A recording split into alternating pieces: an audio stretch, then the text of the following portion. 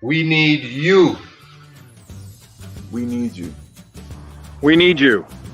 We need you. We need you to join our team while we try to make history. Not just for ourselves. And not just for Jamaica. This is for the world. We're starting a journey that doesn't end at the 2024 Olympics in Paris.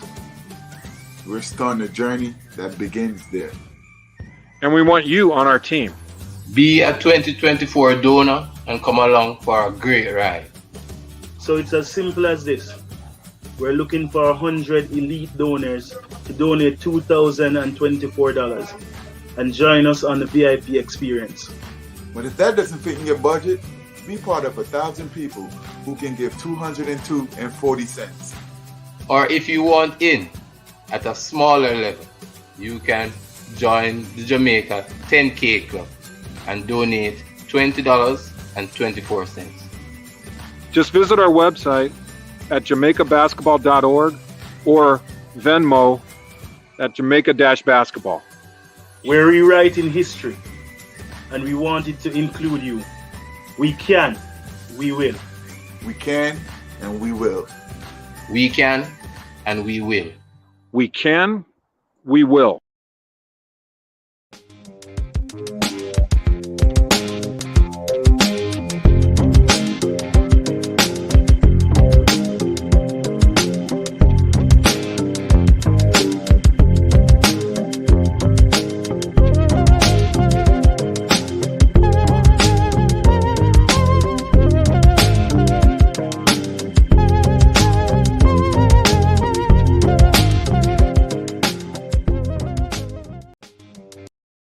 Hey, welcome to the Jamaica Basketball Project. My name is Rick Turner. I am the head coach for the Jamaica Basketball Program as well as national coordinator.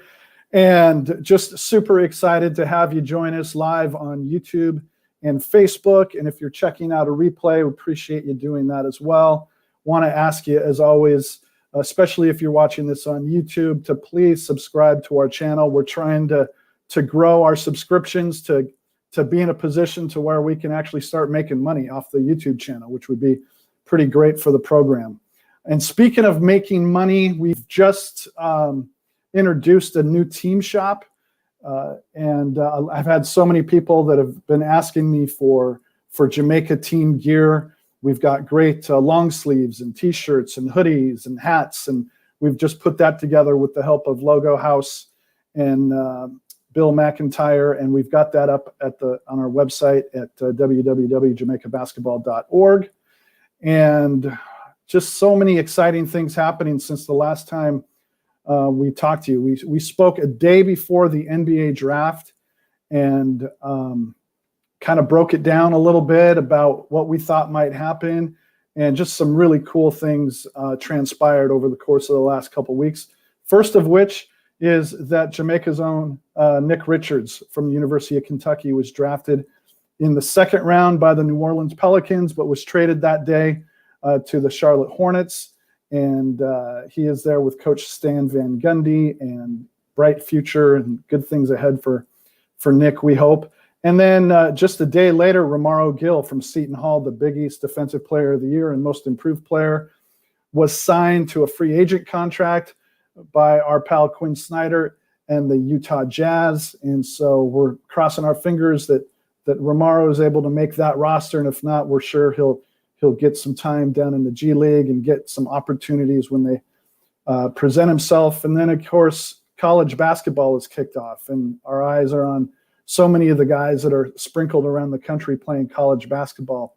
And in fact, tonight, in, a half hour or so, Kofi Coburn and the University of Illinois are at Cameron Indoor to take on Duke, a matchup of a couple of top 10 teams. So that's really cool as well.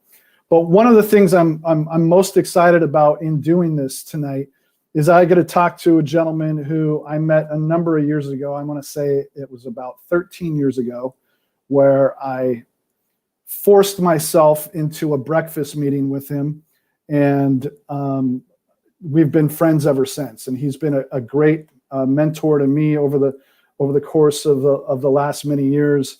And one of the things that I respect so much about him is his incredible, rich basketball background as a head coach, an assistant coach, as a player, and then a long time as an administrator, both at the University of California, Santa Barbara, and UC Riverside. And I'm going to bring him in now and quit making him wait backstage. This is Mr. Stan Morrison. Coach, how you doing, man? You look great. Thank you very much, Rick. I'm doing fine. Sequestered like everybody else in Southern California, or actually in the country right now. It's a very difficult time.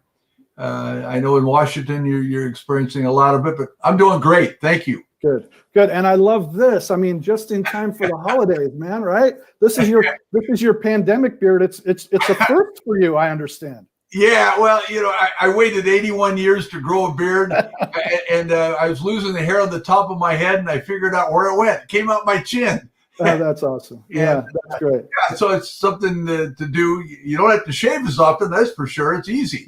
But thanks a lot. Yeah, Coach, thanks for doing this, man. Last time I ran into you was just by chance at the Final Four in Minneapolis. That was just a year. Was it a year or so ago? Whenever the Final Four was in Minnesota, coming from the airport, didn't plan it. We're on the train, and there you are with your family, and it was great to see you. And we've talked a few times since then. But man, this whole situation with college basketball right now during the pandemic has got to be challenging for college coaches. It really does create a problem. I would not want to be an athletics administrator now, Rick. It's so difficult. Finances at universities are really down. They're having to drop programs at a lot of schools simply to run some of their revenue programs. And it is a very, very difficult time. Kids aren't coming back to school. Non-athletes, foreign students aren't coming in because they don't want to pay those high fees, to do everything online. Some are doing their classes online, but it's a really difficult time financially for universities. And then you add to that the fact that unlike the NBA that played in the bubble and did a brilliant job of that, keeping everybody relatively free of the COVID, that bubble doesn't exist for college basketball.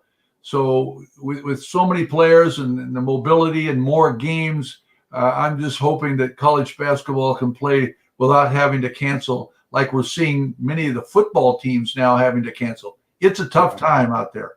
Yeah.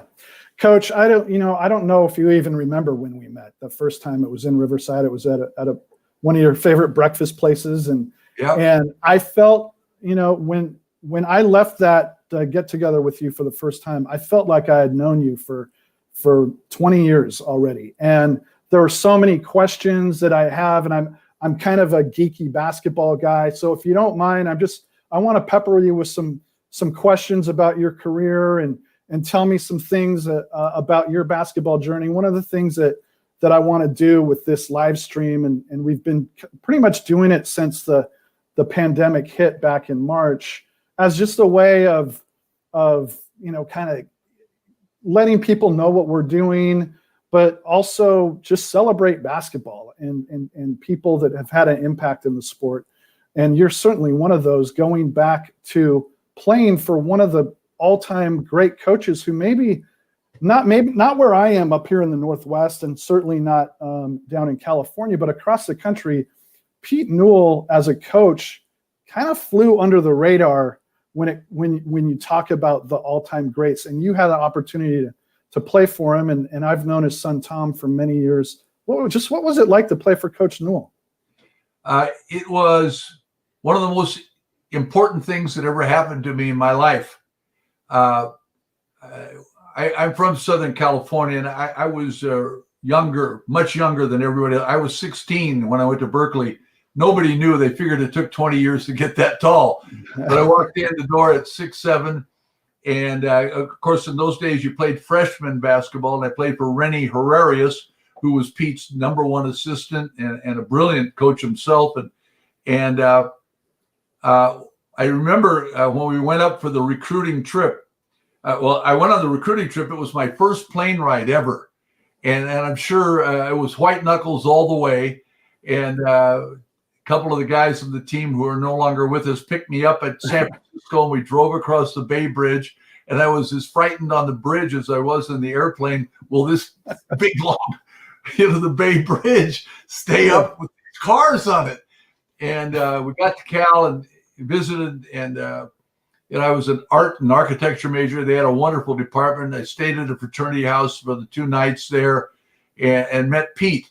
And Coach Newell was so special. We had a great visit with him while I was there, and the school, the size of it, and the size of Harmon Gym then was really special. And I just fell in love with the university. I was probably the single most naive student ever go to school there.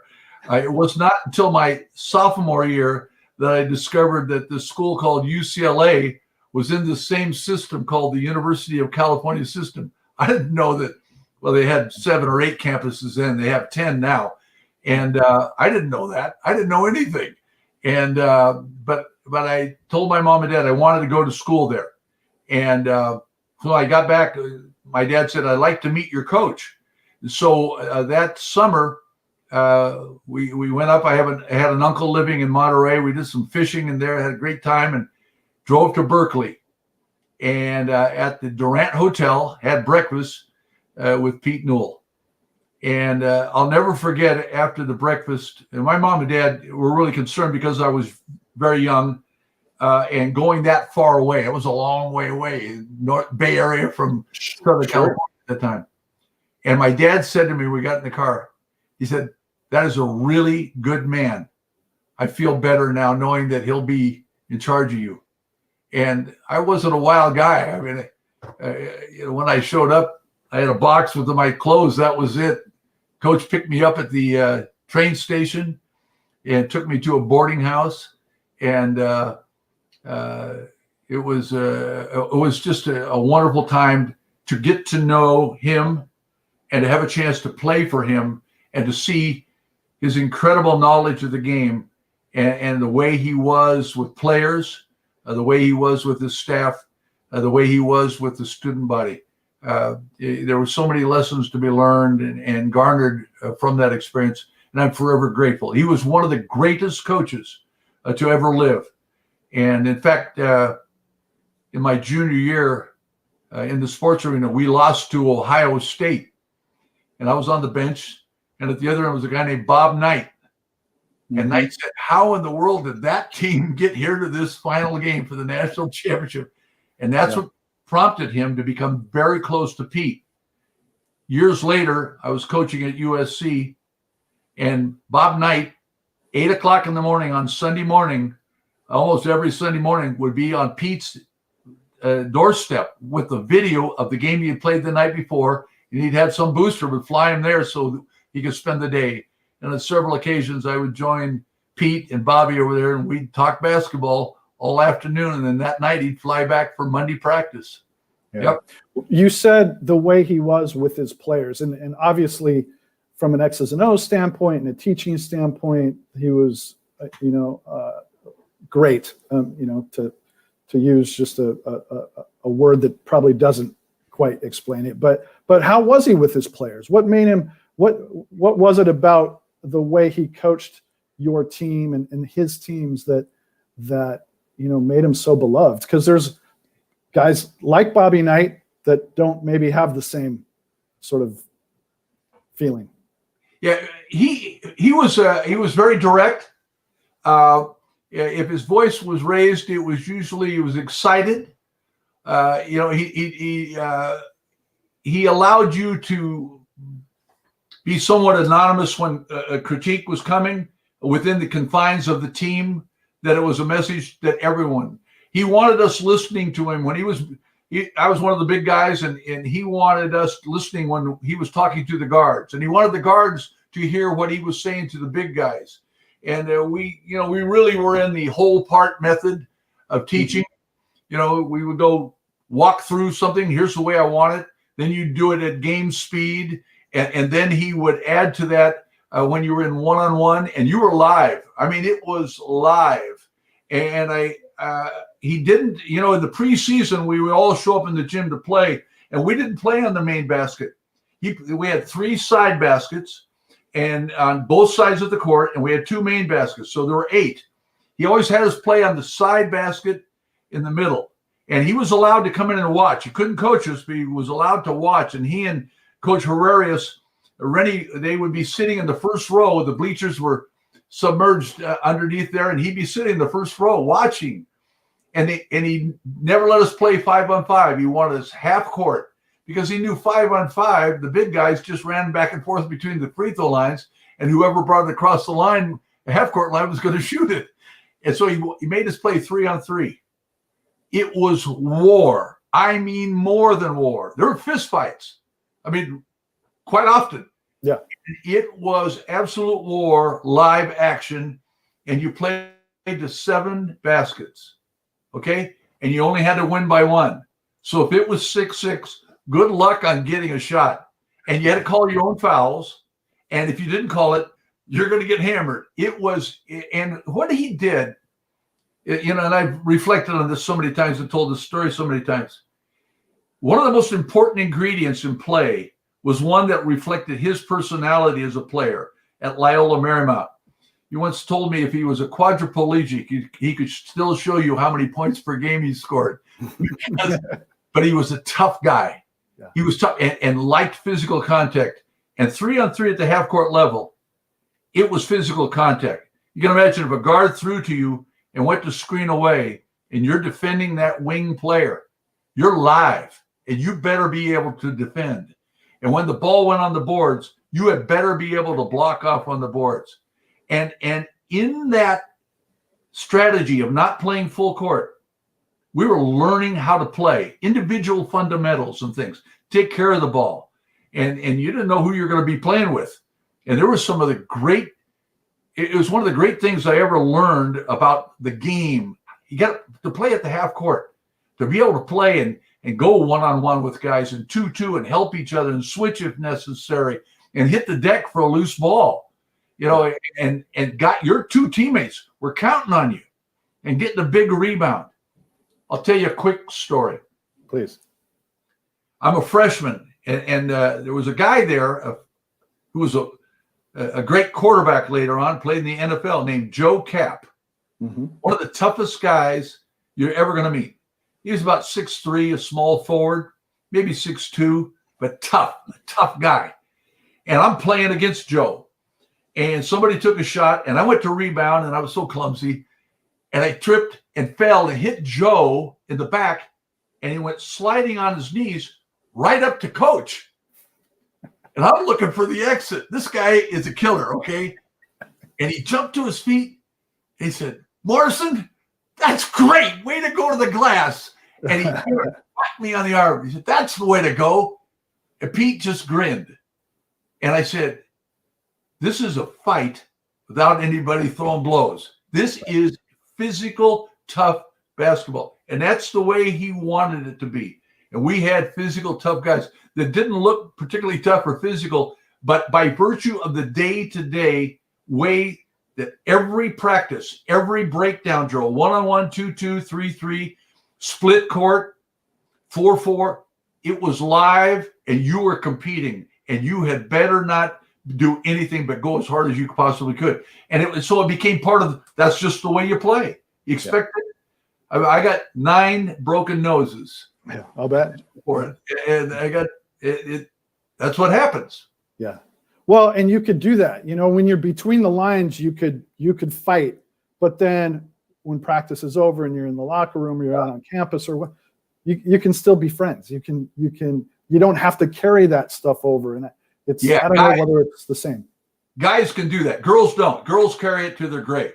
If there's a fight, they'll carry that to their grave. Guys, it's fine. You go have dinner together, and those things happen. I remember one year, one of those games, 2 fraternity brothers, they're as close as you can imagine, got into a fist fight the day before the first regular practice, October 15th. Mm-hmm. And so we gathered. Pete would blow the whistle at the start of practice. We're all gathered at the end. and he said something to the effect, "Are the Sigma News talking to each other yet?" And everybody started laughing, and the two guys looked at each other and said, "Yeah, coach, we're fine." And you could leave it there. Yeah. But it was, we weren't the biggest, strongest, fastest team around. But I'm going to tell you something. I have never been around more competitive people than that group. I mean, unbelievable. Who had the shiniest shoes? Who had the best looking girl at the dance? I won that one all the time. But I'm telling you right now, it was compete in everything. And everybody had a pretty good needle for each other. But he liked that. He liked that toughness. He liked that camaraderie. And it showed at all times. It was there. And he really fostered that. But he was great with guys. And when you left the court, I mean, you're running off the court after a game, you didn't get in. And you might, all of a sudden, he's got his arm around you. He said, "You see the way Daryl did that?" Yeah. He said, "When you get in there, I want you to do that." That would carry you for a week. Yeah. Because he knew what was happening with the guys sitting on the bench. They're going to get their time. And in those days, you really did have to pay your dues to finally get on the court and play. Well, in '59, you guys win the national championship. Yeah. And I can't, I found the score. It's like 71-69, I think. And you beat West Virginia, and they had a pretty good player on their team. And for the younger people in our audience watching this, that West Virginia guy I'm talking about happens to be the man they call the logo, Jerry West. Yeah. And he was also the outstanding player of the tournament, even though his team was the runner-up. Tell me about that game, a 2-point game. That must have been a real barn burner. Well, first of all, it was 71-70. Okay. That is the only score of any game I ever played in or coached that I know. It's the only score I know of all the games I've been involved with in my life. One game, 71-70. And I want to back up a second. That will tell you about and I want to tell you about a game after that. Okay, please. We played in the semifinals against Cincinnati that had a guy by the name of Oscar Robertson. Okay, right.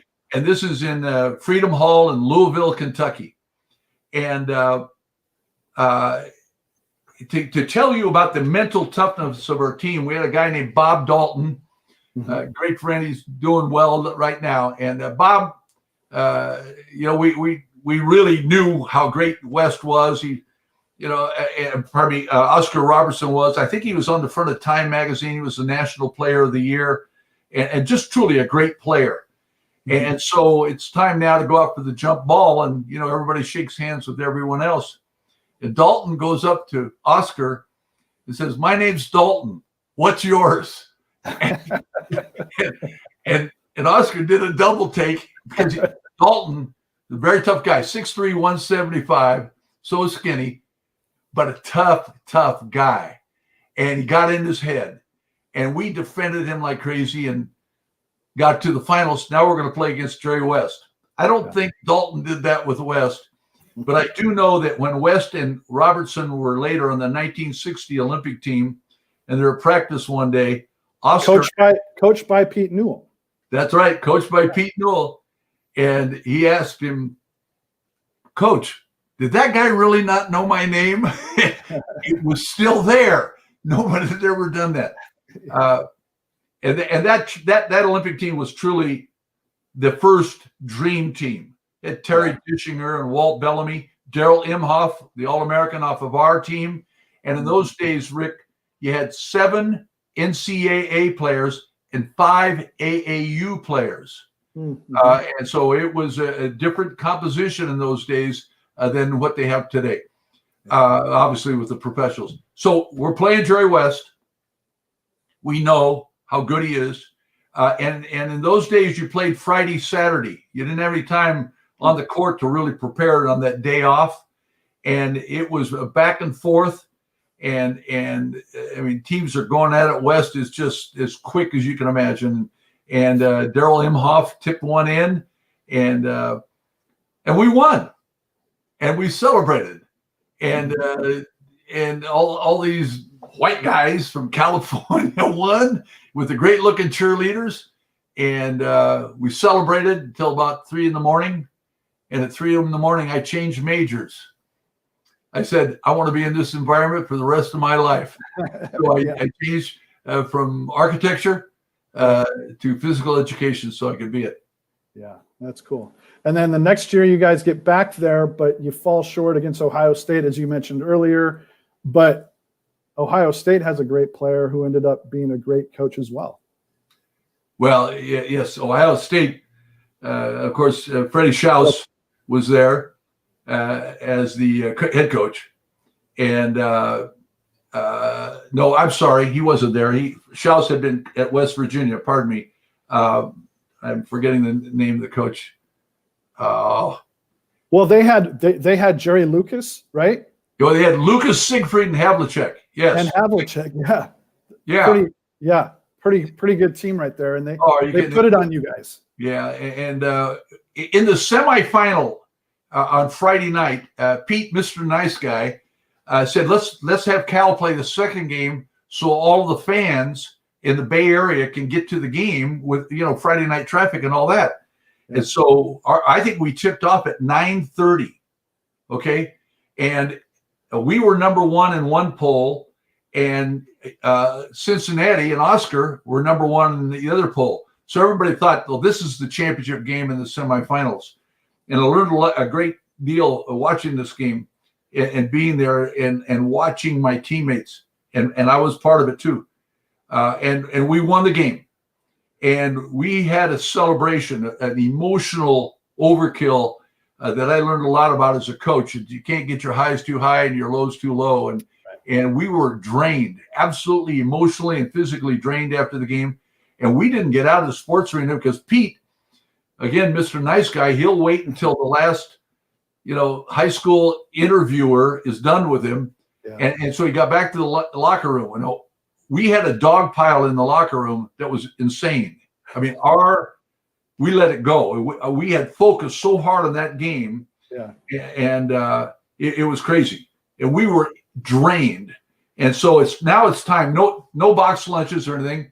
And it's after 12, maybe 1 o'clock before we get out of the sports arena. And we're playing the next day. And I think the game was a 5 o'clock tip-off. They had in those days, the two losing teams played, and then we played the second game. So we didn't go to a court. We had very little time on the blackboard. And we're playing this team that had a pretty easy game the night before against Satch Sanders and NYU. NYU is not even playing now. And so we came out and we're tired, but we're ready. And we play our fannies off, and we're down 21 at half. 21 points at halftime for the national championship in the Bay Area in front of our fans. As you can imagine. And I remember Pete said to Daryl, you got to get more rebounds. He said, Coach, there aren't any. And they had missed 3 shots the first half. And Daryl had 2 of the rebounds. Yeah. And then we played them relatively even the second half. But, it wasn't to be. And they kicked our fannies pretty good. Yeah. And they were truly a great team. Joe Roberts and Mel Knoll were the other 2 starters. And just a truly great team. Well, we didn't know that during the summer before that season, Pete had spent his time back at Ohio State talking to Fred Taylor. That was the coach. Mm-hmm. And he taught the Cal defense. Oh, great. So, here it was. And they took things away from us, and they played great. They just played great. And I never take a thing away from that great Ohio State team. So that's the way it went. Yeah. A few months ago, we had Marcus Johnson on here. And Marcus and I go back to when he was doing color work for the Sonics, and just a great guy. But he had an interesting time at UCLA because moving into his senior year, Coach wouldn't quit. And so he had to deal, with the new coach after this legendary coach retires you found yourself in a similar situation, didn't you? Going into your senior year, Coach Newell left, right? Yes, he became the director of athletics. How did that affect your senior year? He coached one more series, and that, of course, was the Olympics. He announced his retirement at age 45. Yeah. And truly, it was for health reasons. Pete was a smoker, and he was living on cigarettes and coffee. He was a deeply intense guy. Trust me. Yeah. And there's so many funny stories about that stuff. He'd smoke a cigarette on the sideline while coaching. And one time, quick story. Yeah. He always took his ashes, and on the courts they have a plate, a round plate. You lift the plate up, and they put a pole in for volleyball. Right? You put it down flat, play over the top of it, no problem. And so he used to lift those up and put his ashes in there and let it go down. Well, one day he put his ashes in, put the cigarette up, threw it down, and there were a bunch of dry cigarettes down there, and they caught on fire. And all of a sudden, smoke's coming out of the floor, and he's so embarrassed. He was in hysterics. We're laughing so hard, it's crazy. And he loved that. I mean, he didn't like having the smoke, but Yeah. we laugh, and he could laugh at himself. He was terrific. He had a great sense of humor, but he was really in bad health, and he hung it up, and he regained his strength and coached the Olympic team and won every game by an average of 32 in Rome, and came back and was the director of athletics for a while before going into professional basketball, and never left the game. What was that like for you in your senior year, though? Because I know for Marcus, it was a little bit of a challenge. Not that he didn't get along. Who was it that replaced Coach? It was Gene replaced Coach Wooden. I can't think of his last name right now. Oh, yeah. Anyway. I can see it. Yeah, University of Birmingham.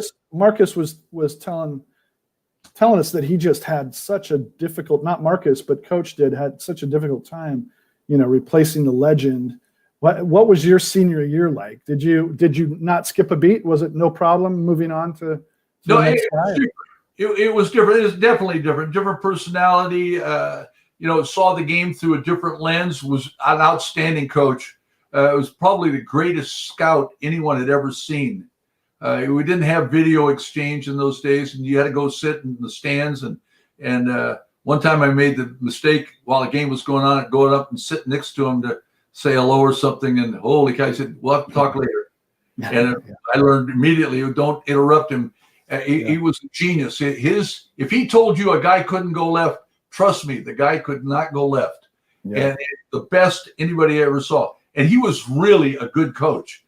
And had some great players in high school across the bay. Played for Pete in 1949, 10 years before we won the NCAA. In 1949, Pete was at University of San Francisco, and they won the NIT tournament back in Madison Square Garden. And Rennie which was big. That was a big tournament. Oh, that was a big tournament back then. It was a bigger tournament than the NCAA in 49. Yeah. And Rennie was a star, 5'7", 5'8". He's still alive. He's 94, lives in Walnut Creek now, doing great. And he was he'd pick you up full court. And it was like having a hornet's nest around you. I mean, if you made one mistake, he'd take the ball from you. And he became truly one of the most popular players to ever play in Madison Square Garden. They loved him. They absolutely loved this little guy. He looked 12 years old. Man, maybe that's an exaggeration. Maybe he looked 11. and he was dynamite back there. So Pete was the first guy, I think, to have the triple, the Olympic Games, the NCAA, and the NIT. I think he's the first guy to have done that. Yeah, cool. So you graduated from Berkeley, finished your career there, and then went to Europe. And from what I understand, you were one of the first Americans to actually go over to Europe and play. You played for Real Madrid. Yes. What was that like? Well, it was fabulous. There was a guy at Stanford University, a Spanish guy by the name of Julio Feo. Literally translated, that means ugly July. Okay, Julio Feo, and he saw me play, and in one of the games we were down 21 at half, and I had a big second half, and we won against Howie Dalmar, and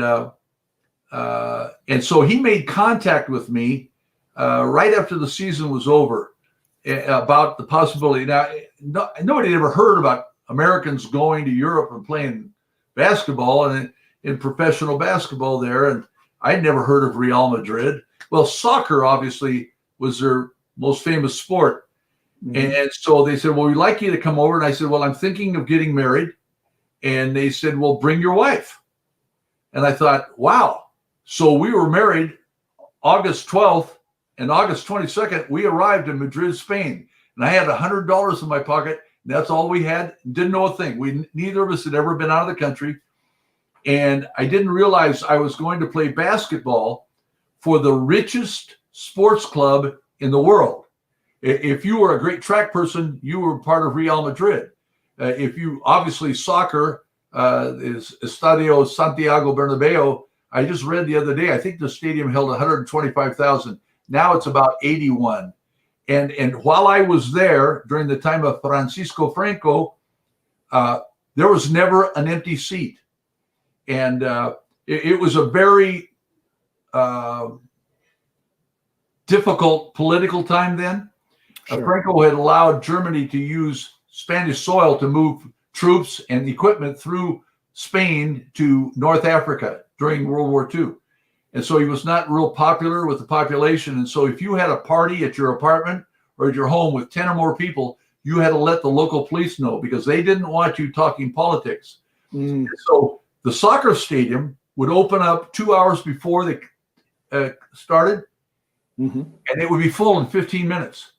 And everybody's talking politics in that whole stadium before a soccer match.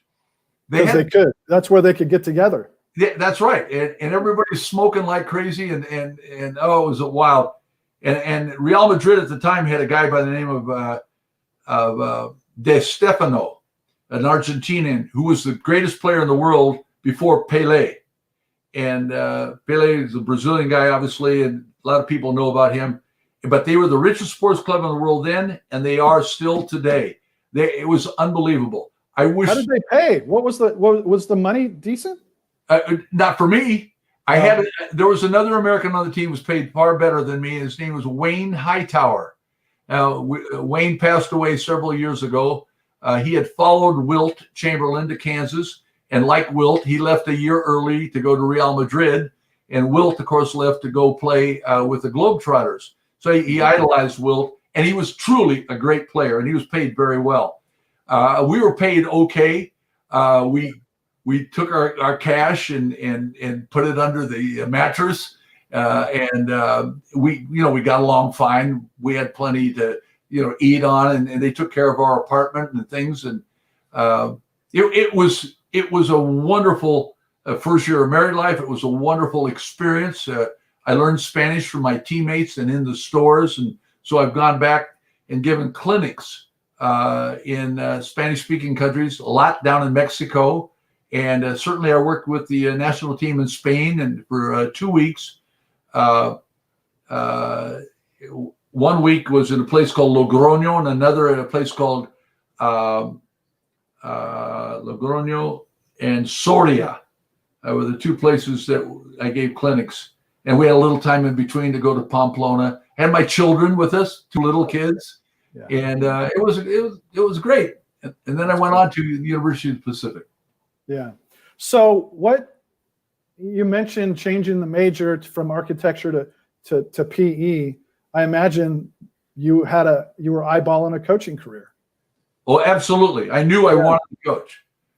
Tell me, how did that come about?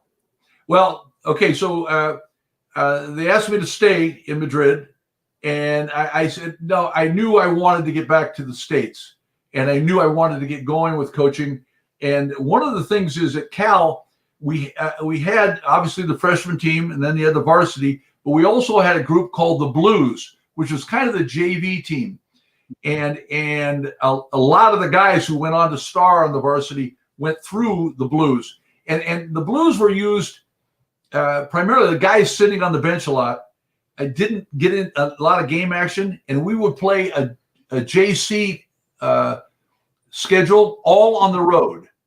Okay, and maybe 7 or 8 guys would play on the J team and run the regular offense. And we beat people badly, but we would go do it. And guys never looked down as if it was a put down to be on that team. And so I came back to do graduate work to get my teaching credential. And I worked in a typewriter place where they clean typewriters and ruin your hands with all the solution.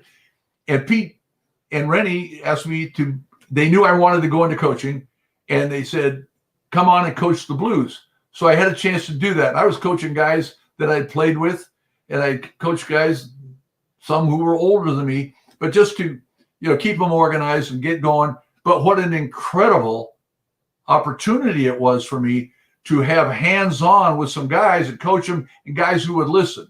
And I'd come back and sit down with Pete and Rennie, and they'd want to know how'd it go. Tell me about this guy. And I'd give them, as candid a report as I could.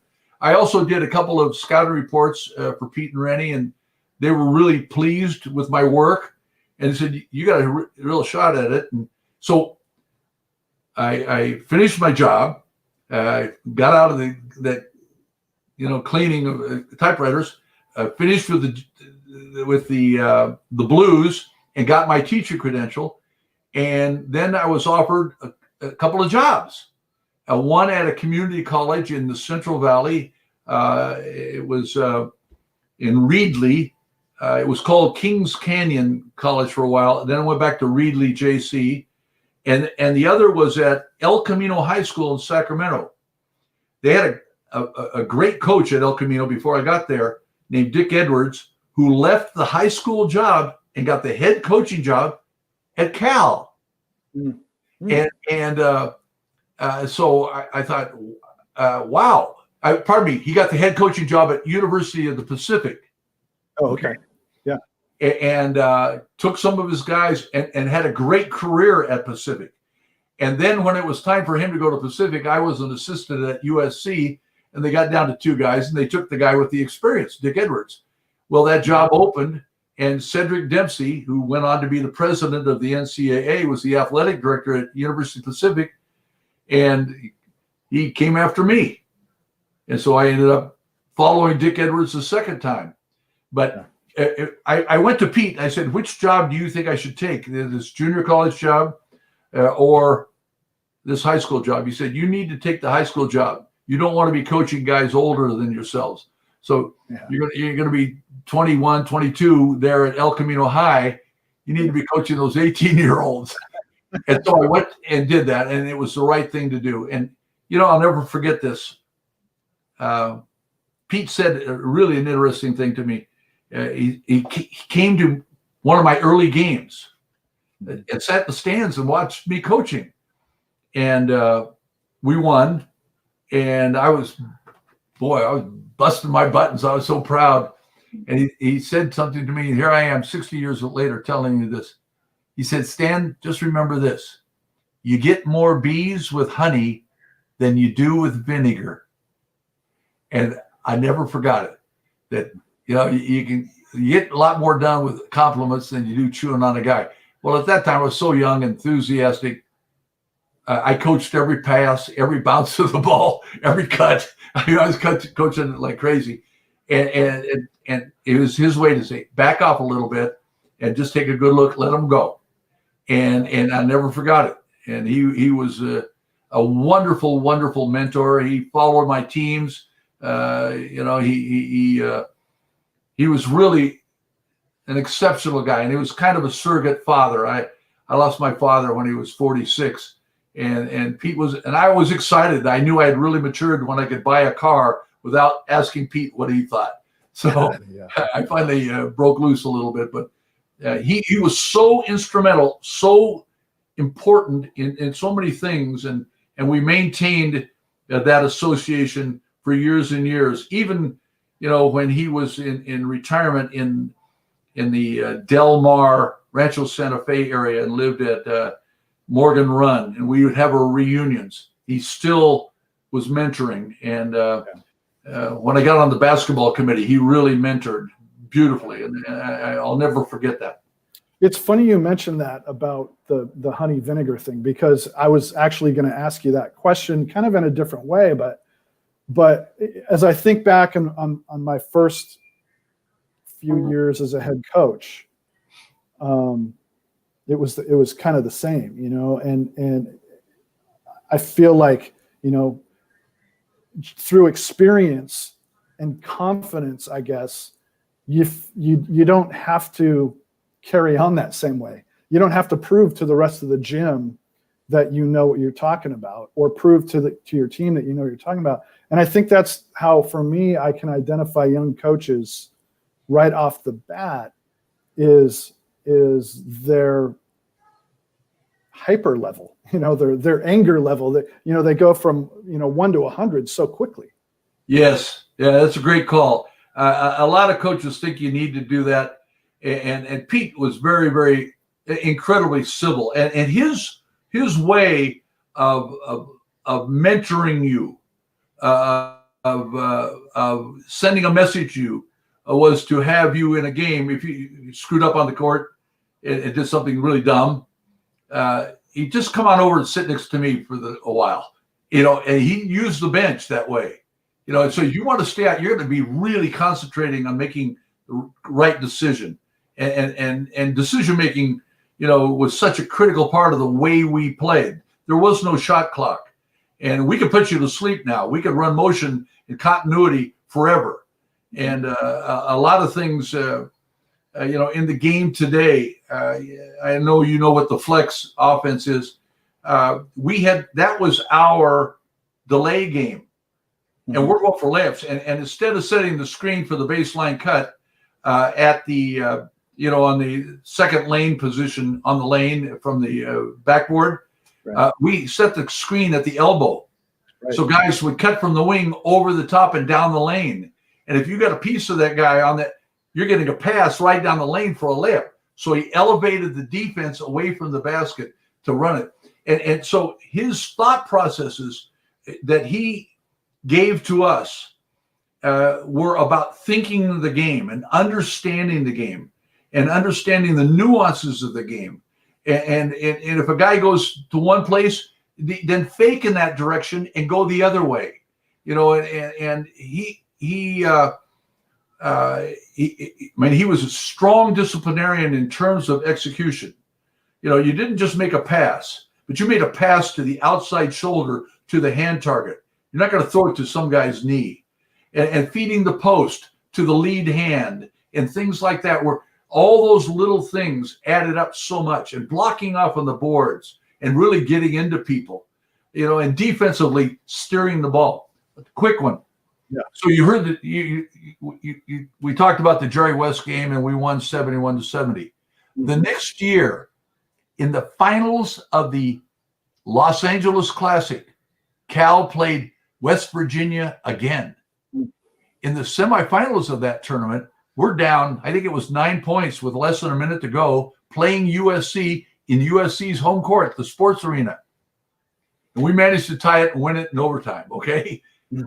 And we're playing West Virginia, and all the writers are writing, we're going to show you what a fluke that championship was last year, okay? Rematch. Yeah. Well, we had all that time to prepare, okay? So the rematch is on. Well, Pete studied the film and saw that West Virginia was really a right-handed team. Now, generally speaking, we'd like to force a right-hander to go left. Well, West played a forward in those days, usually on the left side entry. So we just steer the guards to the right, let them go and run their offense. And West Virginia was a quick shot team. Tandy Gillis defended West in that game. And I hope I don't screw up these stats. Cal won by 20 points or so, and West, I think, had 7. Wow. And he had a field goal and 5 free throws, if I'm not mistaken, and left the court. In fact, people asked him, what's the toughest game you ever played? And he always says, that one. Well, we simply didn't let him get the ball, and Tandy Gillis did a brilliant job of denying and then blocking him off the boards, because West was a great offensive rebounder. Yeah. Quick, very quick in putbacks. and kept them away from the ball, and the team accommodated them. And so in our practices, we just steered and let them go to the right where they all wanted to go. And it was Pete Newell at his best. Yeah. And those are the kinds of things, obviously, that you remember. Like yesterday, again, I don't remember scores, but I do know we won, and I do know that was a major factor in it. And I think that to be around him, to see the manner, for instance, in our conditioning, we ran a 5-man weave called repeats. And it was very simple. And we knew it was a conditioning drill. And you do a 1-on-1. So you go down and back, 5 guys, and take the ball out of the net. Don't let it touch the floor. Come back the same way, get it out of the net. And the second group of 5 takes off while you're coming in. Okay. And then he would go 2 and 2. Not yelling. Say 2 and 2. So you go down and back, down and back. Ball doesn't ever touch the floor. You make all the layups and you go. And then he might go 5 and 5. You're going back and forth, back and forth. If the ball, you miss a layup, or the ball hits the floor, then he'd simply say repeat. So the drill was called repeats. And you never have to yell it. So you have to go back and start again. If you're on 5 on 5 and a guy misses on the 9th layup, repeat, you got to do 5 more. Well, some guys, one time we had this guy who made the layup, like on number 15 or whatever it was, and he just kept running, went right out the door. I still remember his name. We never saw him again. No, really. I'm serious. But that was his way. I mean, he'd say, all right, I want you to make 100 in a row, and 1-on-1s only. So you go down and back, get off, next group, down, back. Now you got 4, 6. And I later discovered why he was doing that. Because if some guy would choke on number 99, miss the layup, oh my God, everybody wants to kill the guy. Well, but he wouldn't watch that kid or that group. He'd watch the guys out of bounds and who are swearing or yelling at their teammate and who's encouraging them. He wanted to know who the leaders were. And you'd hear guys say, all right, let's get 2. And you get all right, we got 10 now. All right, now we got 20, and we got 30, and you'll stay there until you got to 100. And then it's a great cheer and relief. But all the skill involved, because you don't know who you're running with. The best player on the team may be making the pass to the weakest. I've got to give that guy, or that guy's got to give me the greatest pass that I can't screw up and catch it right in the basket. I mean, in the bread basket, where you can easily handle it, or you don't have to jump to catch it. And all of those things, and it's not too hard or it's not too soft, and it's got good spin on it, and you can go fill it, and all the things, the intricacies of those kinds of things. You had conditioning, you had skill, you had communication. I got the ball. I've seen guys dive for the ball to keep it from going to the floor and then make the pass. And if you traveled in it, he'd say repeat also. Detail. Oh, detail. Attention to detail. Yeah. Coach, you were 7 years at Pacific, 7 years at USC, 8 years, I think, at San Jose. 9 years at San Jose. What did you love about coaching? I love the challenge. My favorite thing to do was to put together a practice plan. I have every practice plan from El Camino High School till my very last game at San Jose State. Did you sweat over them like I do?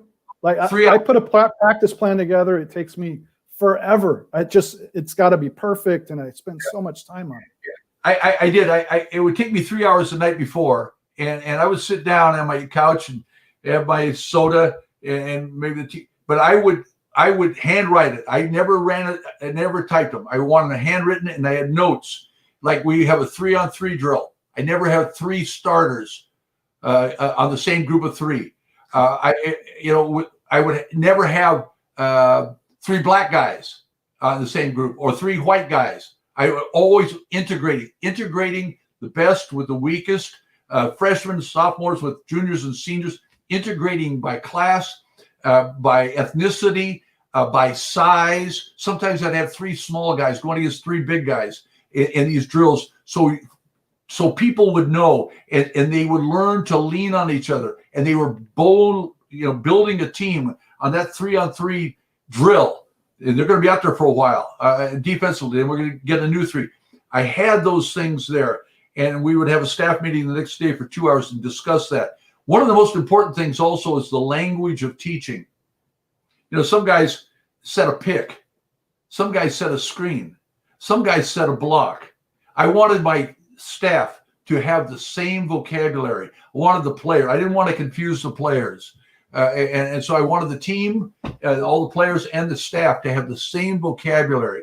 And what are we looking for in this drill? And also I wanted assistant coaches to be coaching the lines. In other words, if you have kids waiting out and you're doing a drill, say you're doing a one-on-one live denial and defense drill at the wing, and you got the big guys at one end, small guys at the other. But you got guys standing out of bounds. I want assistant coaches over there. And when I'm talking and we stop and we're correcting the situation here, I want to make sure those guys are listening, because I'm not talking just to these 2. I'm talking to everybody that's down at that end of the court.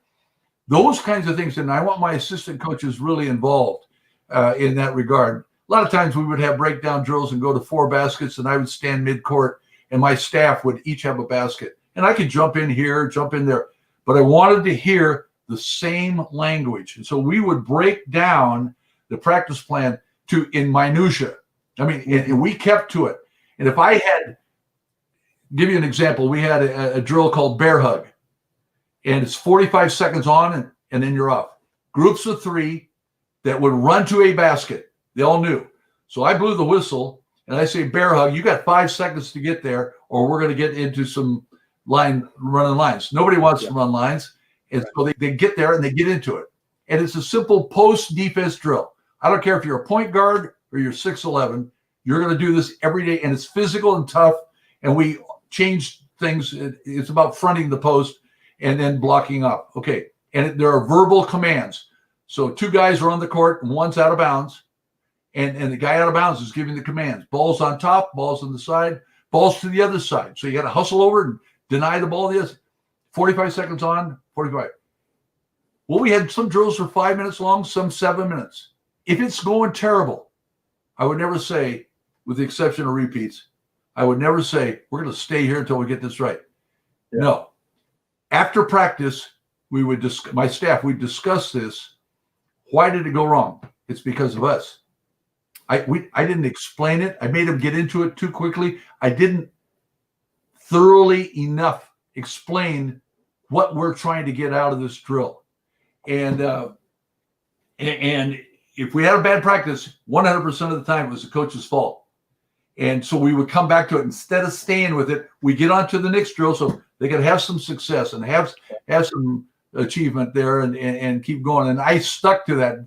And I really felt very strongly about going that. So at the end of a couple of 3 hours, we really got a lot out of that practice and could go back and review it. But I thoroughly enjoy putting a practice plan together and executing it on the court. Over the course of, you're doing it in the 70s, 80s, 90s as athletic director in the 2000s. How's recruiting? How did that evolve and change over the course of those decades? Or did it really? Is it same today as it was 30, 40 years ago? Today it's in a whole new world. I mean, you've got agents that can come on court, on campus now. So it is an entirely different process now. I wanted to go see kids personally at every opportunity. I wanted to see them warm up. I got there early. I wanted to see how they behaved in the huddle. Are they glued to their coach? Are they got their arms around their teammates? I wanted to see them when something went bad, how they conducted themselves, as people. And all those things were really important to me. I was really a good recruiter. I could outwork everybody. It did. When I was at San Jose State, we had their 2 best freshman teams in their history there. One year, I got the player of the year from San Diego, the player of the year from San Jose, the player of the year from San Francisco, the player of the year from Sacramento. I got the Superior California Player of the Year. I got these guys could play. One of them had Larry Bird retired his uniform. Darnell Hillman. High school, not Highland High School, but can't remember the high school in Sacramento. It was a great player, and we had really good kids, and I could out recruit people, and people couldn't figure out why. That's why Bob Boyd hired me. He said, "Can you do that at USC?" I said, "Sure." And my last year was the last year freshmen had to play freshman ball, and we had John Lambert played in the league a little bit. It was Northern California Player of the Year. He had Gus Williams from Mount Vernon, New York. He was my favorite player for a stretch. Well, Gus is really struggling right now. I heard that. Yeah, he was in a coma last I heard back in, I think, Florida. But I called Gus. I had read about him in Scholastic Coach magazine. He was on the All-America team, and I had some great players.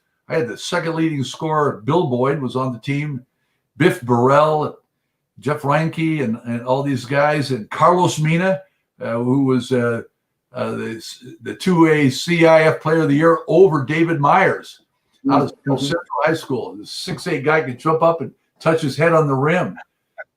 We had players, but I needed somebody to run the boat. And I read about this kid, and they said in the write-up, would rather pass than shoot. And I said, so I called him, and I introduced myself, Mount Vernon High School. And I said, Gus, I said, I want to tell you something.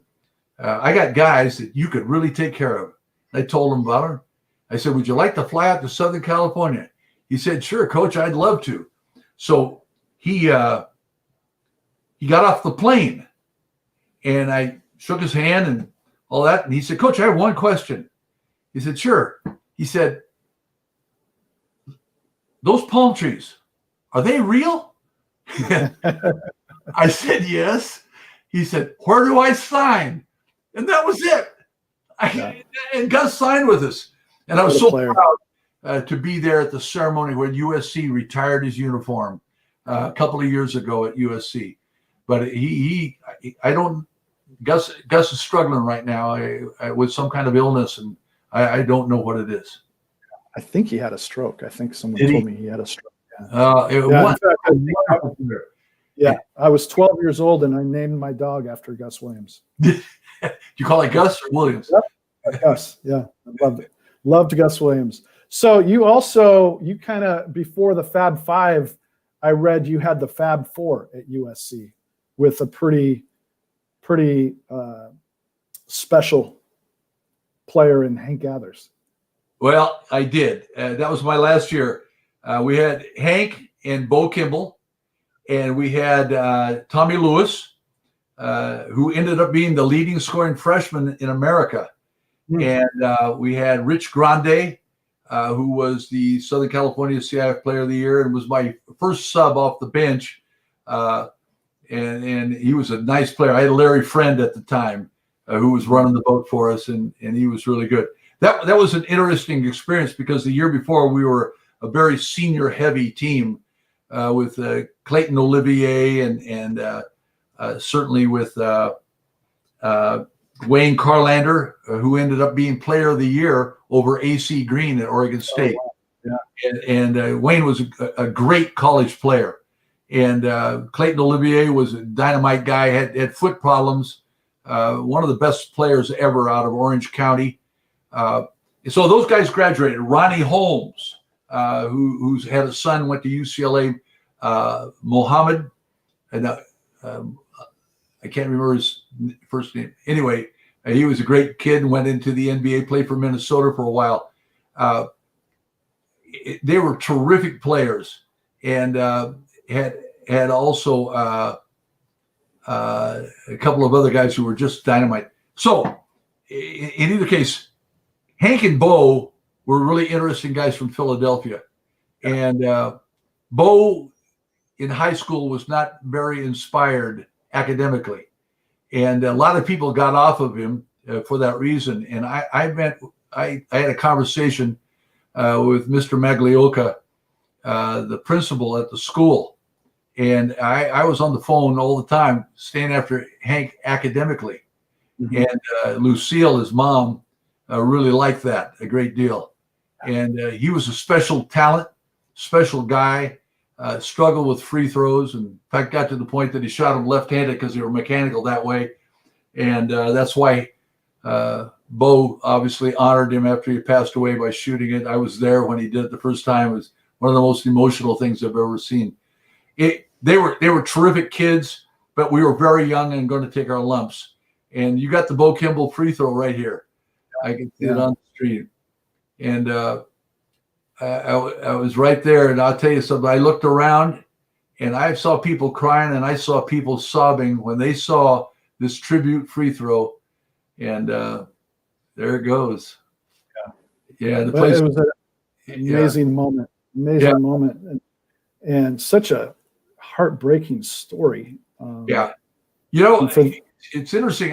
With that story, I was the athletic director at Santa Barbara, and Loyola Marymount was playing UC Santa Barbara that night, and it was great to see Hank and Bo and all of them, and Paul Westhead, and Hank was on the free throw line, and he bounced the ball a few times, and then sat down. Now, Hank was kind of a clown off the court. And I said, that clown, what the heck's he doing? And that was the first public episode he had of a heart situation. Mm-hmm. Okay. And this is going to be a difficult story for me to tell you. And so the game was over and I went in and saw him and I said, Hank, you're to do whatever the doctor tells him. You do it 100%. He said, Coach, I'll do it. So fine. Well, that night, I was in San Jose watching the game on television when they were in the semifinals of the WCC championship. I don't even remember who they were playing. And I'm having all kinds of flashbacks now. And they got the game going. And one of the kids brought the ball down and looked left and bounced past right. And Hank took the ball and went up and he slammed it down. And I flashed back at that, well, in a moment. So then he ran back they were in a 2-2-1 press, and he was in the second line on the left side right there facing the basket. And he was there, and the cameraman came in on him. He just dunked the ball, and Hank's there. And all of a sudden, all you could see was the white of his eyes, and he went down, and he fell hard. And then the camera got in really close on him, and he tried to get up, much like a heavyweight boxing champion would. Got hit hard, knew he was in trouble, knew if he didn't get back to his feet, the fight would be over. And Hank was kind of that way in his efforts to get up. And then they made him lay down, of course, and we know what happened.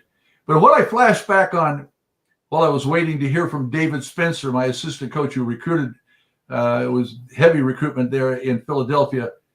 He was at the hospital. He was there at the game with Lucille that night.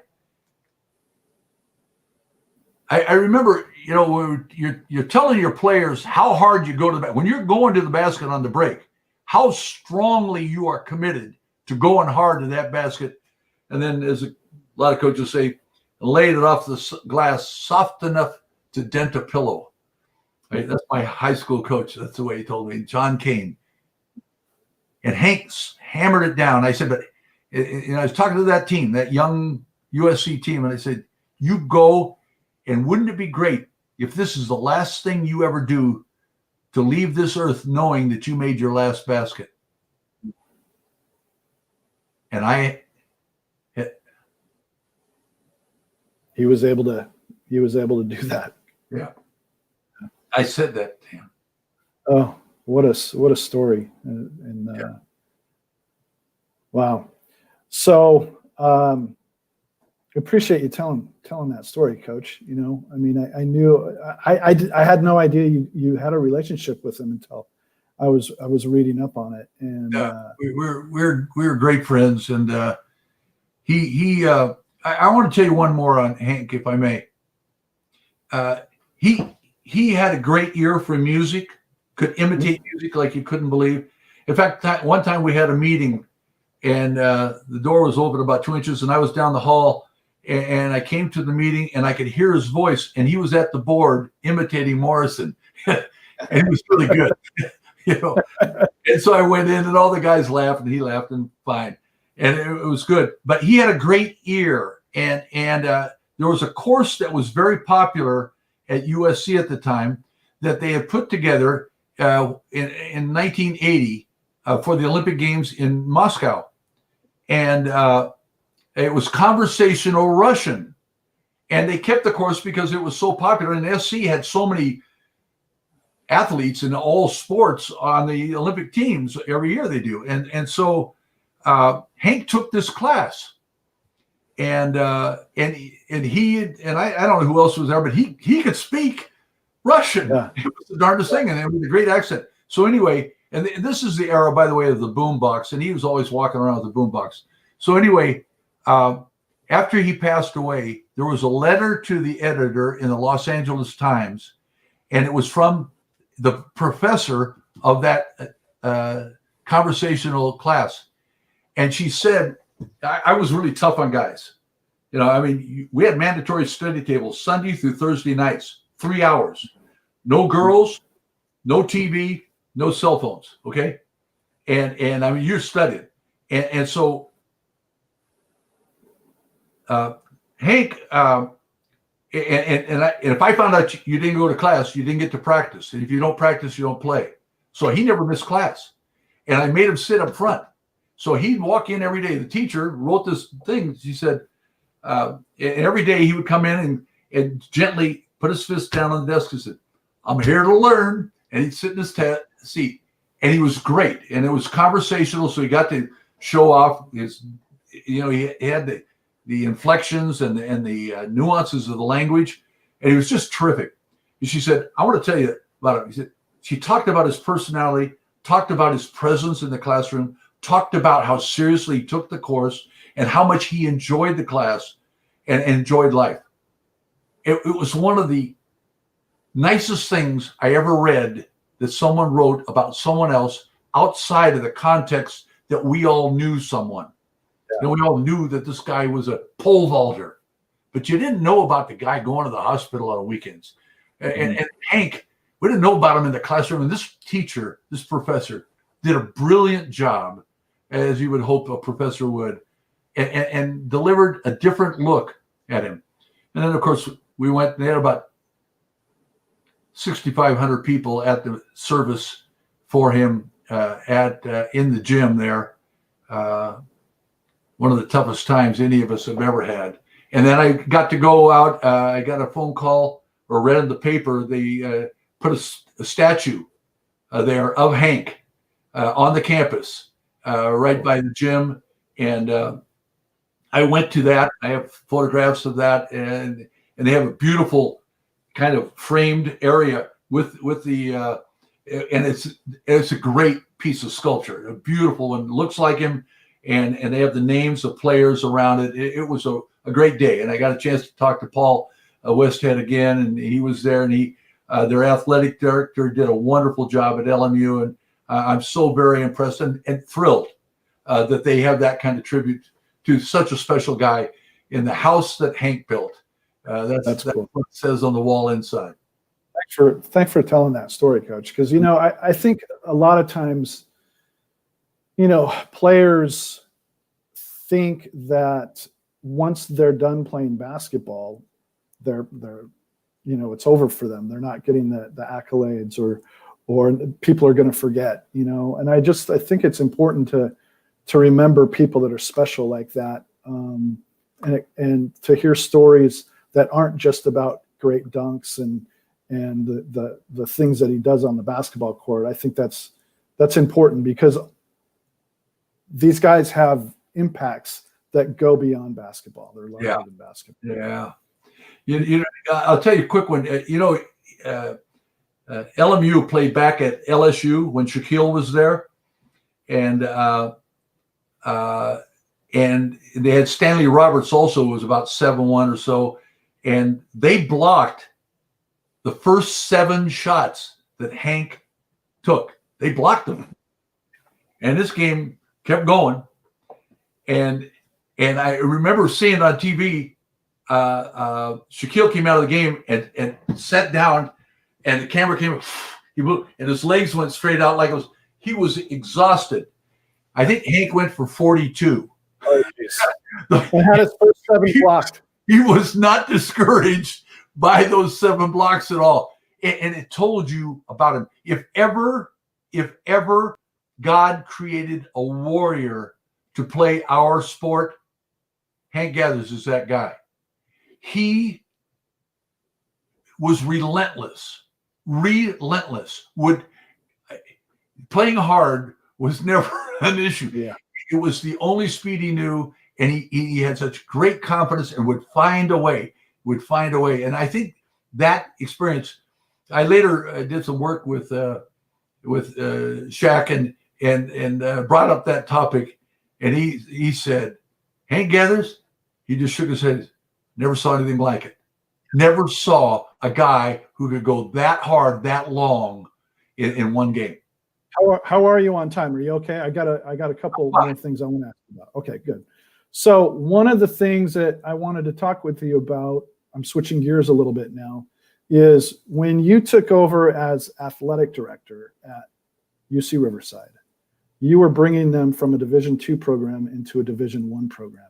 Yes. And I see kind of some similarities in what we're trying to do with Jamaica basketball in terms of lift. We're trying to lift it up the same way you were trying to lift up the program at UC Riverside. And I just kind of wanted to ask you, I know that fundraising is one of the major, it is the most major issue that college athletic programs face. What was that process like? Did you take to it like a duck to water? Was it difficult for you to ask for money? Was it like, how did that evolve for you? Getting that going? Great question. I had been an athletic director for 3 years at UC Santa Barbara, and I truly learned by flying by the seat of my pants. I mean, I was there 5 o'clock in the morning till 10 o'clock at night, 7 days a week. I was there 2 years, 9 months, had a chance to go back into coaching, couldn't wait. And those 2 years, 9 months, we really put it together. We packed the Thunderdome.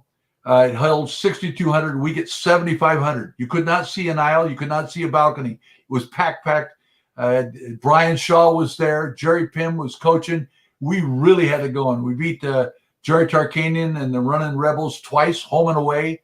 And ESPN said it was their most fun place to televise a game. We had crazy, wild students, and the Gauchos were on. Okay. We raised more money then, I think, than they ever have. And I had very little staff, no computers. I made my associate director in charge of development keep a hand ledger of what we raised every day and make a copy. And he was to keep the copy in his refrigerator in case the building caught on fire. We would know who's given money and where it was. So he had it at home and here. He'd make a copy every day. And it was great. We really had to go. So I learned a lot there in that experience, had wonderful leadership, wonderful people, and the community. And the best thing we did, incidentally, during that period of time when we're packing the place, was we healed the wound between town and gown, between the city, the people downtown, and the campus. And the reason the divorce was there was that during the Vietnam War, with all the student demonstrations, the students had burned down the Bank of America in Isla Vista. And downtown people said, we want nothing to do with that university. Oh, wow. Well, here we get it going, and we're winning like crazy, and people, and I'm getting calls. I need tickets. And I said, there aren't any. He said, we'll buy them. Well, I got with my fundraiser, and we put a seat tax, $220 or $250 per seat, and then you pay for the tickets as well. But that seat's yours. That's the seat tax, $250 for the season. So we filled up the first 10 rows in both end zones with these people from downtown. We had a whole student section, and then this side had the media and more season tickets all up there. The place is packed, and we made a lot of money. Okay, so I learned about that. We had students who would start camping out on Wednesday nights for a Saturday game. And as soon as 20 kids came, I'd have pizzas delivered for the 20 kids. And then the night before the game on Friday night late, I'd go buy every cookie at the 7-Eleven and bring them and hand them out to people at night. We had pop-ups and they had to get porta potties and things, and we'd have 1,500 people out there the night before. And then these wild games, great games. One game, my associate athletic director handed out 1,000 rolls of toilet paper to the students, unbeknownst to me. And so we scored the first basket of the game, and 1,000 streamers come out, and ESPN's on that side filming it. It was one of the great things of all time. That same associate athletic director, Jim Romeo, who's retired now, had 10 of those wide brooms at the end. They swept the court so fast, got it all off so fast, they didn't even call a tee on us. On Monday morning, I got a call from then the commissioner. He's retired now, Dennis Farrell. He said, Stan, I got my commissioner's hat on right now. I said, yes, Mr. Commissioner. He said, I saw what happened. That's never to happen again. You understand? I said, yes, sir. It won't happen again. And so he said, now, Stan, I took my commissioner's hat off. That's the greatest damn thing I've ever seen. He loved it. So the next Saturday night, no more toilet paper, but 1,000 flour tortillas came out when we made our first basket. And the rest is history. Thunderdome was born. It was a great place. So I learned from that to take that after 9 years of coaching at San Jose State to here, to try and build some enthusiasm. Now, unlike— Let me interrupt you there, though. Okay. So, and I don't want to steal what maybe you were going to say, but it's not, it sounds like you guys put a lot of work into that. But when your team is rolling and your team is good, it's easier to put butts in seats and charge seat taxes. Yeah. When you don't have that history, which again at Riverside, you guys were moving from Division II to Division I. What are those challenges when you don't have the same sort of excitement around the program? Yeah, there are 3 or 4 steps in there. The first step is to recognize that there is a difference between a Division II athlete and a Division II and a Division I athlete. They are different. Now, that doesn't mean that you don't have some Division I athletes already at the Division II school who simply didn't get recruited. I understand that. But they do lace them up differently. And we had to work through that psychologically and talk to our coaches about that factor. We are now Division I. We had a great baseball coach, Jack Simmerin, and he made the adjustment in about 10 seconds because he was already playing SC and UCLA down here. Jack was inducted into the Hall of Fame, and Tommy Lasorda inducted him. I mean, Jack was ready. He had major league. Troy Purcell, not Purcell, played Percival. Troy Percival. Yes, thank you. Troy Percival played for him, and then was the Angels pitcher when they won the World Championship. I can see him on the mound now, closing out, and they won the game and won the championship. And Troy, I mean, they made the adjustment immediately. Other coaches suffered because they didn't understand that recruiting didn't mean you just sat in your office and waited for people to walk in. You had to go out and get them. So that was new. And I tried to coach some, and some got it and some didn't. And so they're all different kinds of things with your coaching staff having to make that adjustment. All right, let's take it farther. The student athletes who are there, and when you make the transition, you have 3 years that you don't get to play for a championship or in the postseason tournament. You get to play, but you don't get to play for the championship. And that's that interim period where it's very, very difficult to keep their spirits going because you're not playing for anything, but you are playing and laying the foundation for what will come in the future. And we worked really, really hard at that. And we got to also work hard at the recruiting process. And a lot of coaches would come and see me. What would you do? What would you do? How would you do this? And I talk about, the home visit and things like that. Now, we didn't have a lot of money at UC Riverside. Never did. We were number 9 out of 9 schools in budget. We were $2 million a year behind the number 8 school. And so we had to really squeeze and make do and act like we had as much money as anybody in the world. And that is a difficult part of the problem. I walked in the door and our budget was $1.5 million. When I left, it was $11.5 million. And now it's up, I think, about $17 million now for the entire department. And now we talk about no football, of course. And that is a huge expense. So you learn how to, you learn how to cut corners. Some days you have to travel the day of the game instead of getting a goal the night before. Was it hard to ask people for money? Oh yes, and that's we did a lot. Sure. We used to have an event called the Braveheart Auction and Food Festival, and in the Civic Auditorium Convention Center downtown, 1,200 people would show up. We would have entertainment. Bill Engvall, the great comedian, was there. We had Big Bad Voodoo Daddy come, and I and our fundraiser, the guy that I had who was making all the money for me in Santa Barbara, he was already at UCR. So we're in tuxedos and white sneakers. I got Shaquille to give me his shoes with an autograph on the side. A shoe, it's size 22, and I get the plastic piece over it, and I'd auction it off personally, $3,700 for a Shaquille O'Neal shoe guy. And we did all that. And my associate, he had, you're not gonna believe it, over 900 silent auction items. For instance, you want to go on a Shark Tank in Australia? We've got it. You want to go to the edge of outer space and spend a week at the Yuri Gagarin Space Center in Moscow? We've got it. Lee Steinberg, the great agent, was very interested in that one. Opening bid was $25,000. We had carved marble. You cannot believe the thing. We had trips all over the world. We had trips. We had items. We had everything. And people got there early. We fed them a full dinner. We had all of our student athletes. We had raffles and things. And we made a lot of money doing that. We would do the team concept now of fundraising.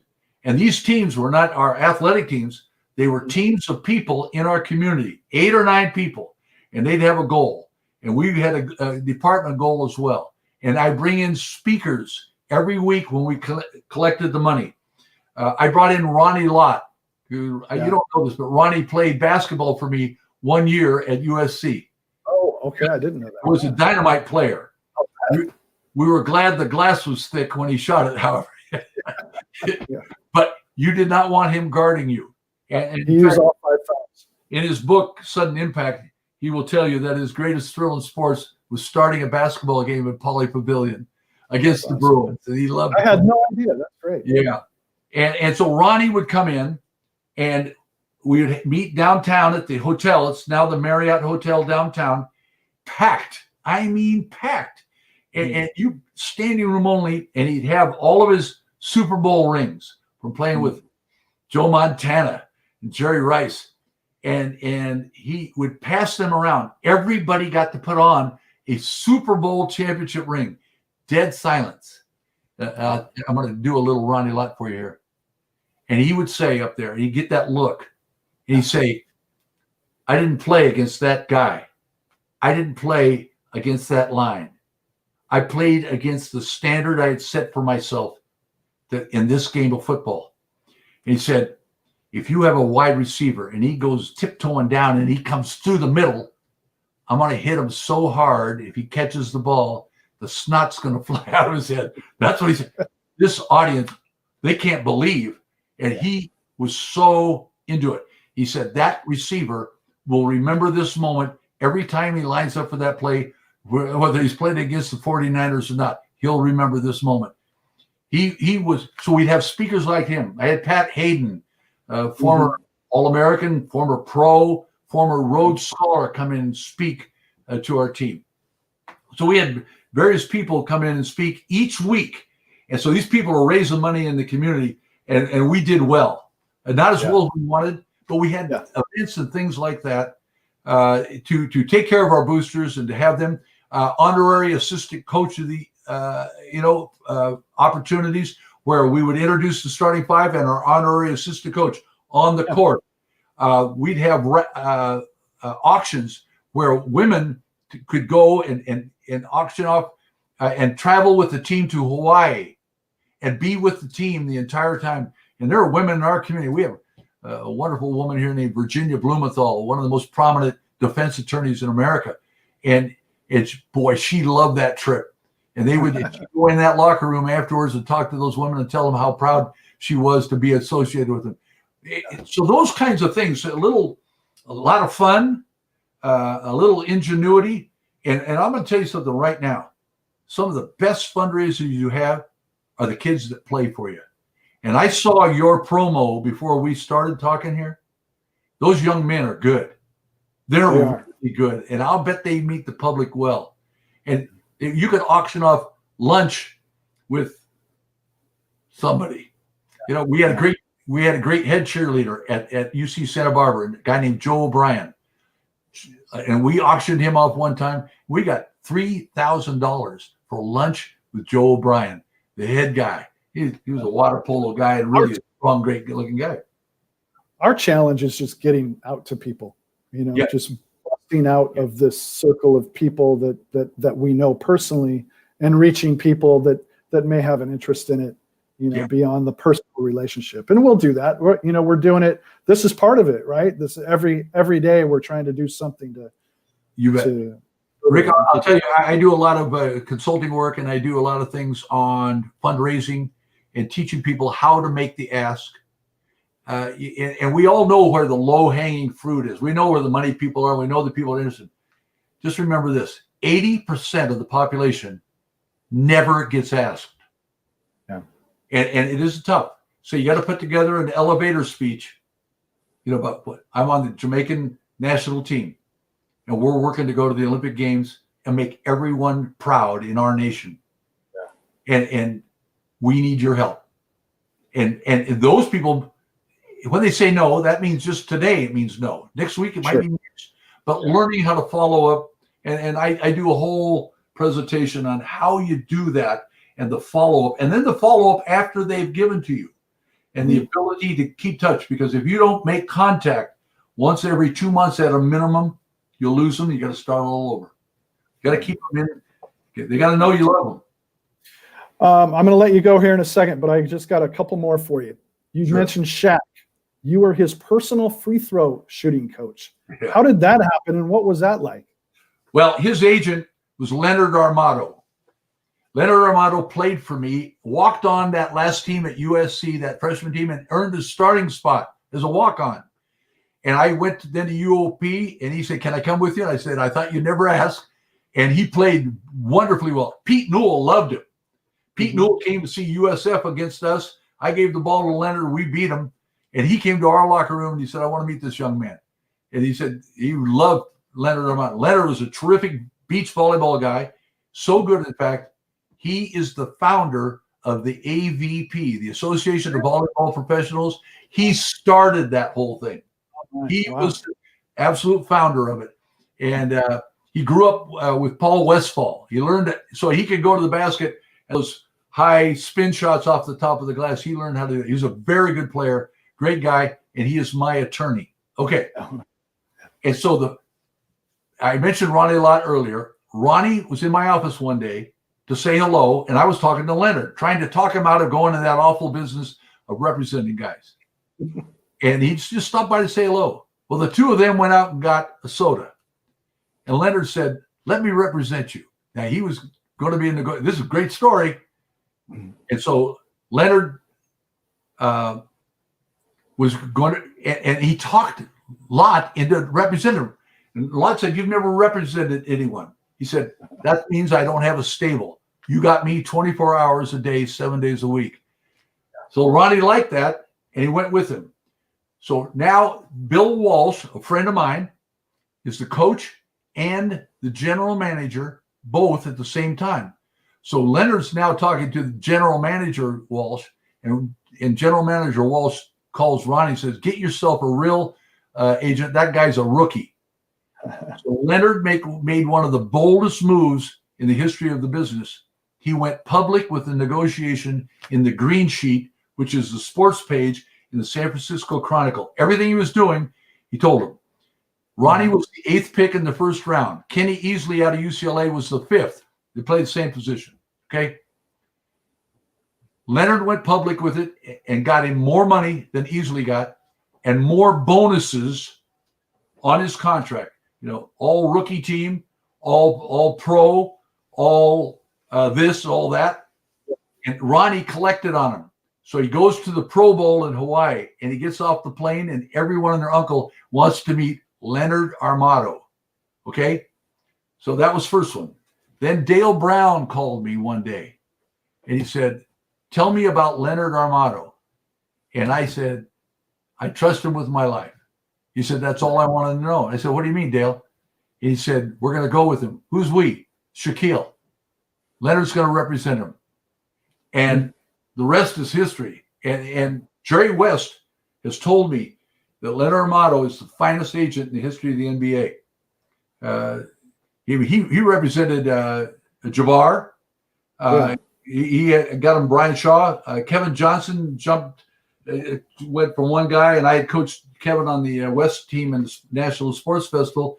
He said, Coach, do you think you can make an introduction? I said, it's done. And Kevin Johnson went with him.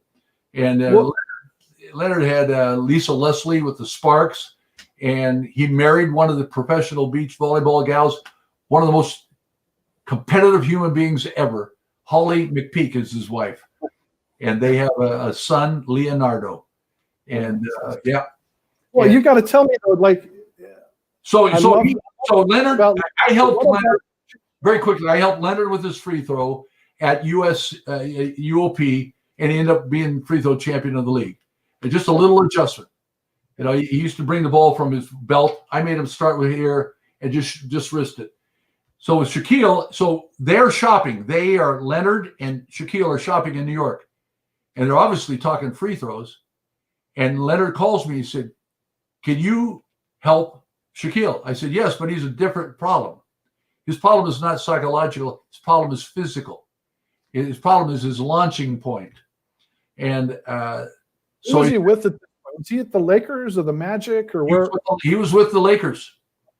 So I went down and I did 2 sessions a day for 5 days in the Forum or in a high school, depending if the Forum was not available. And the first session was in the locker room before we ever went to the court. And I had him wad up 10 pieces of paper and sit on a chair next to me, and had a garbage can. And I said, see how many you can make from here. And he made 3. And I picked them up, and I came back and I made 5. And I put a $100 bill on the floor. And I said, let's see how good you are now. Well, then he got to the edge of his chair and he put them in his fingertips. Right. And he makes 5. Okay. Pretty good. He improved. So I went and got him. I made 4 and missed 5. And I said, how am I doing? He said, you better make this. I'm picking up the $100 and I make it. And I said, why did you go from throwing from your palm to your fingertips? He said, I had more control.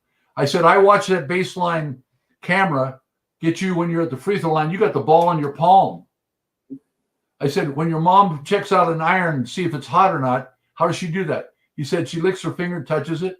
I said, you know why? And he said, yeah, that's the fastest way. So you won't burn yourself. I said, there's more feeling in your fingertips. So when we go out on the court, I'm going to want you to elevate the ball with your thumb, and I want to see daylight between the ball and your palm. I want to see daylight. Because we're going to be shooting the ball off our fingertips. And I start talking about backspin and stuff like that. So then I made him go to the marking board, and I'd gotten a marking pen from the guy that works in the Forum. And I said, I want you to write 2 words, good and bad, and I put a line down the middle. And then above them, write free throws. And I said, now I want you to list all the bad things that happen when you miss a free throw. The first thing he writes up there on the board, coach looks the other way. Second thing he wrote, players put towels over their head. And it's all this awful stuff. I said, what's the best thing that happens when you make a free throw? He said, we get back on defense fast. Second thing, coach smiles. Third thing, teammates cheer. So you got all the positive stuff and the bad stuff. I said, okay, I want you to go up and erase all the bad stuff. You're going to love this, Rick. The guy gave me a permanent marker. It wasn't one of those erase things. It was a permanent marker. That marking board is so valuable. I'd like to auction that thing off too. So we go on the court, and I said, we're going to do this. You're going to shoot with one hand, no guide hand. And you're going to shoot it off your shoulder. So to shoot the ball off your shoulder, you're going to get some altitude. Because your whole problem is you're shooting at a small rim. With your this way, you're shooting line drives. We're going to get some arc. The more arc on the ball, the larger the basket. So I put them 5 feet in front of the rim, right at the dotted line there, when they had the circle. And I have them shoot 3. Now, over on the side is Mitch Kupchak, Jerry West, and then Shaq's cousin, Dirt, and then Jerome, his bodyguard. And I think Leonard was there too. And so he's here, and he makes 3 in a row. And I said, okay, now I want you to back up to the free throw line. And he's here. And he puts 5 in a row down with one hand. I see Kupchak do this. Then he goes, I said, all right, I want you to go to the top of the key now. And before I did all this stuff, I introduced him to the basket, teach him the history of the lane, the whole list from 6 to 12 to 16, teach him the history of the backboard, teach him the history of the rim, teach him that 2 basketballs can go through at the same time. We do an exercise laying on the floor like you and I did as kids with your knees bent, feet flat, where you're just shooting up in the air. Jerry West came out on the court and said, Shaquille, that's the best release I've ever heard. Well, Jerry West, that's God. God's talking to him now. And West said, that's the best backspin I've ever seen on your shot. And so I got the good housekeeping seal of approval. He's making the basket. Kupchak sees it. And we spend 5 days doing that. And in addition to other stuff, working on post stuff. A month later, I get a phone call. Shaquille and his company, Mine Oh Mine, they're going on the road to debut his rap CD. They want me to go with him and work him out 2 hours a day for a month. And I said, okay.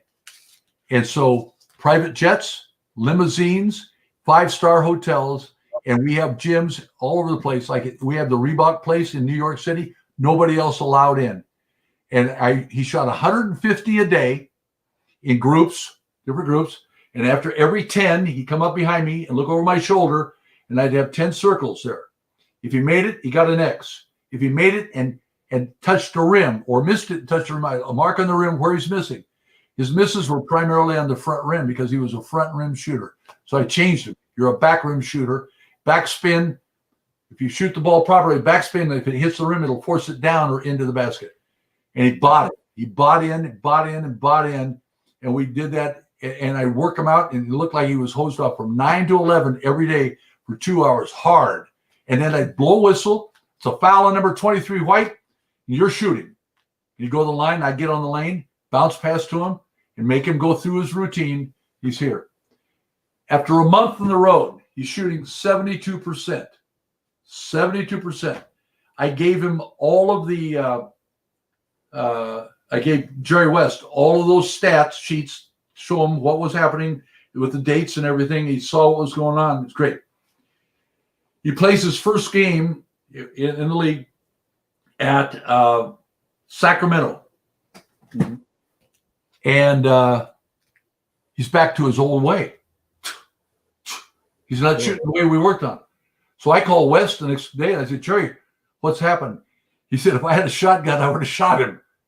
He said his dad called the day before and said, go back to shooting the way you did when you were a freshman at LSU. Why? I don't know. I will tell you this. I had told him, I said, there's a great responsibility that goes with this. But he said, what do you mean? I said, kids in Detroit, in Miami, in Cleveland, in Albuquerque, in Kansas City, in San Francisco are going to be shooting the Shaq free throw. It'll be called Shaq free throw. I said, and you know how to fix it. He knew how to make adjustments. He understood all the dynamics. The day after I taught him about the rim and the backboard, I want to see how much he listened. We were in the high school gym. And I said, I'm sitting down. This is basketball 101. I I want you to teach me what I taught you. Every single word I taught him, he regurgitated. He's extremely bright, a great listener, and he knew how to fix the shot. I think this, Shaquille is so large, it's so popular, and you see him in commercials and things like that, where the world loves him. He's selling T-shirts, he's selling cars, he's selling insurance, he's selling cruise line trips. I mean, it's unbelievable. I don't think he had the courage to be that different. He's worked hard as he dresses, as he moves, all the things he does to be like everyone else, but he's not. He's a mammoth guy with great quickness and incredible physical strength. And I just don't think he had the courage to be that different. Crazy. So, but you guys are friends still? Yeah. Yeah. I mean, it didn't strain. The first time he was embarrassed. Yeah. He was embarrassed that he didn't stick with it. Well, Coach, hey, thanks for doing this, man. We could talk all night. I'd love it. It just, I feel like the first time we met, and I kept you at breakfast for 2.5 hours. But I appreciate you doing it. We'll have to hook up again. What I really want to do, and I sincerely do want to do this, is get you down to Jamaica and talk to some coaches down there, because that's really a focus of one of the things that we want to do, is just expose the local coaches to guys with great rich backgrounds and experience like you, and the things that you have to say would be so valuable to them. I would be honored. Rick, I've done a lot of clinics, and I would be honored to come down and work with your coaches. Let's connect and we'll get that done. I love the game. I saw the video of your guys playing, and I've seen a couple others, and you've got some talented kids. I tried to recruit your most famous basketball player ever, Patrick Ewing, did the home visit at the gym. That's a great story for another day. An unbelievable experience, I'll tell you. But I think you've got athletes. You have people who know how to work hard. You have people who know and love how to compete. And you put all that together and you give them structure with that makes common sense that they can relate to and teach the game. You're a great teacher. I know that. I've read your book, the greatest book, not basketball book, not written by Phil Jackson or something like that. I loved it. But your experiences in China, you know all of those kinds of things, how to relate, how to teach people, how to take them from point A to point B to point C, and to get them there. And all of a sudden, when they can play the game without thinking it, because they've been through repetitions, and your challenge, of course, is give them those same repetitions, but from a different perspective, a different drill, whether it's 1-on-1, 2-on-2, 3-on-3. That's your challenge, and you're great at that. Those kids are so lucky to have you, and I would be honored. And you get let's talk later, and let's figure this out, because I would enjoy doing that. Coach, I appreciate it. Keep the beard; it looks good, man. Well, thanks. I didn't have to bleach it either. It came in this way. Oh, good. I appreciate you doing it, and I appreciate your stories and your support of me over so many years. I can't tell you how much it means to me, and we'll talk soon.